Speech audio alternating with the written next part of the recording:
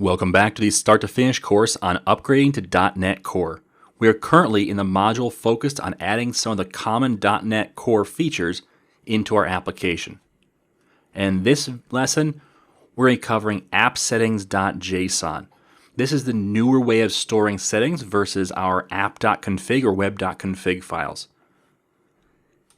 Now, if you're wondering if this is going to be as long as the last video and be as complicated, the answer is no.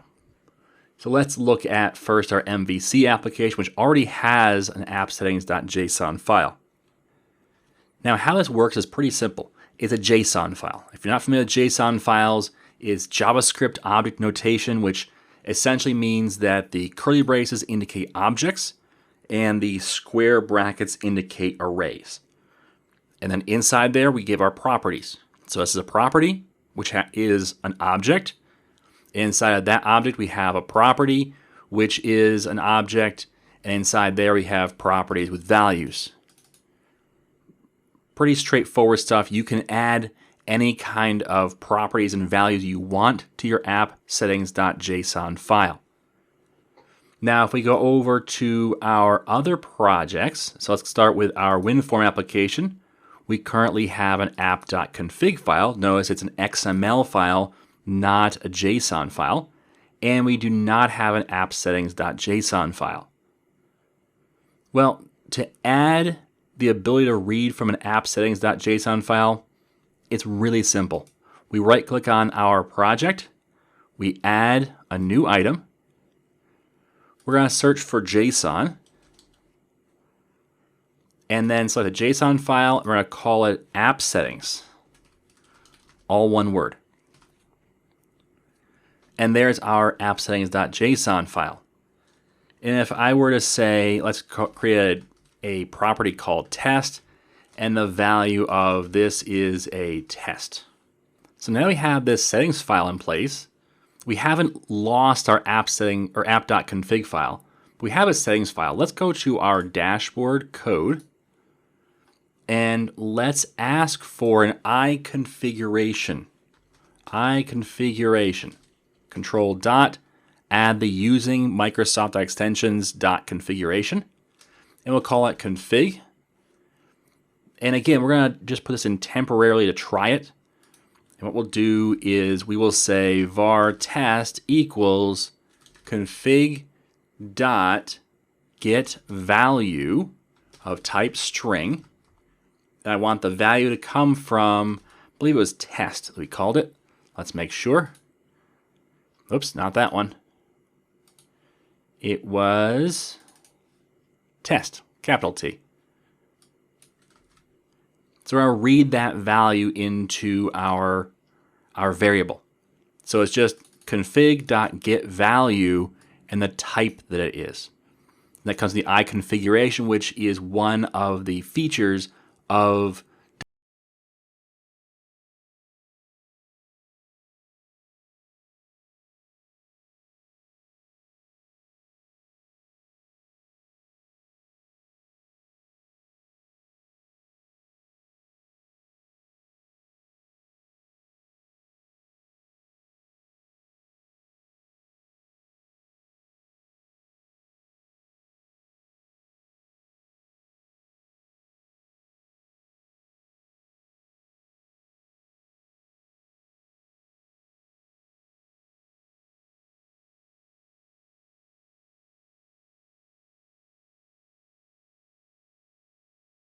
again.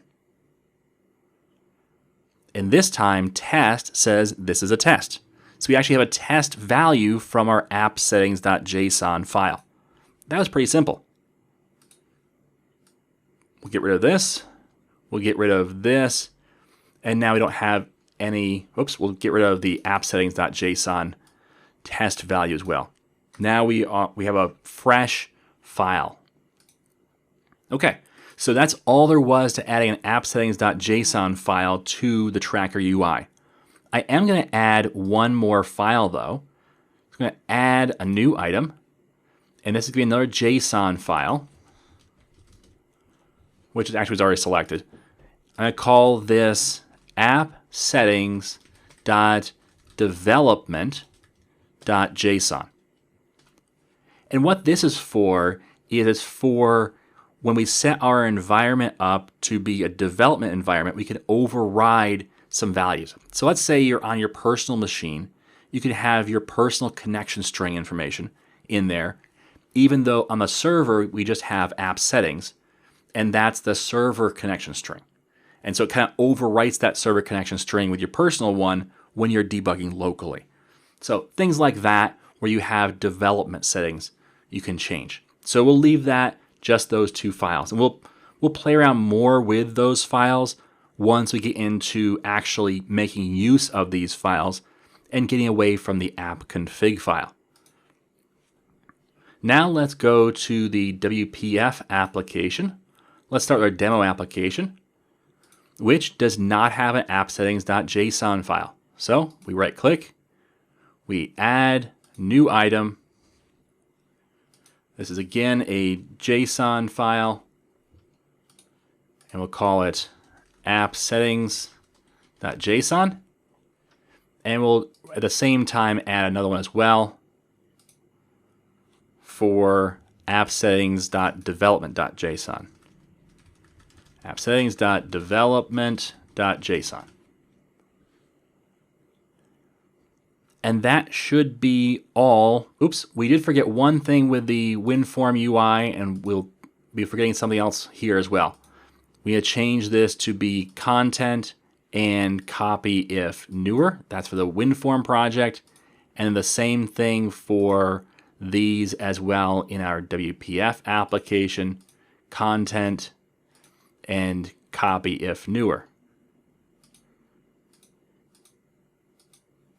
All right, so now both of those are set. Oops, I forgot to change that. So now both of those have the content and copy if newer values. So now we can just start using these in our simple WPF demo. The same thing is true for our more advanced WPF demo. So we'll right click, and we don't have an app settings yet. So we'll right click and say add. New item, JSON, app settings.json. And the casing here is the standard casing. That's what I'm using, is a standard casing. So I would stick with that standard casing. App settings.developer. It's development, sorry. Knew that sounded wrong. .json. And for both of these, I want to change the properties to be content and copy if newer. And we'll verify this one works as well. We didn't verify the last one, and that's okay, because it should work just fine. And we'll verify this one just to make sure. So in our view model, in our shell view model, we're going to ask for an I configuration. Config. And then we're going to come down here. Doesn't matter where, let's do it at the end. Config dot get value is a string value, and we're going to ask for, let's ask for test again. And we'll say var info equals or var test equals, whatever. And let's modify our app settings.json. So test in quotes, and the value is this is a WPF test. And we'll run this. And I forgot again to set the right startup project. So right click, set a startup project, run it again. You'd think when I see the name, it would clue me in, but no, it doesn't necessarily. All right, info is, this is a WPF test. So it did read from that file correctly. So now I can get rid of that. We can get rid of the I configuration. I'm not going to worry about getting rid of the using statement as well. I will get rid of the setting in app settings.json. Okay, so we just added the app settings.json file to each of our projects, as well as a developer version of that file, so that now when we move forward on using appsettings.json, it's just there. And with dependency injection, we just ask for the I configuration, and then we can start getting those settings out of our appsettings.json file very easily using that I configuration value that the dependency injection system passes through. Okay, so that's it for this video. And it's also it for this section where we've added in those .NET Core features that are pretty standard, at least in web projects, but now we're bringing them into our desktop projects as well. In the next module, we're going to start working on refactoring our application to actually take advantage of these newer features, things like dependency injection and logging, and using the appsettings.json file instead of app.config.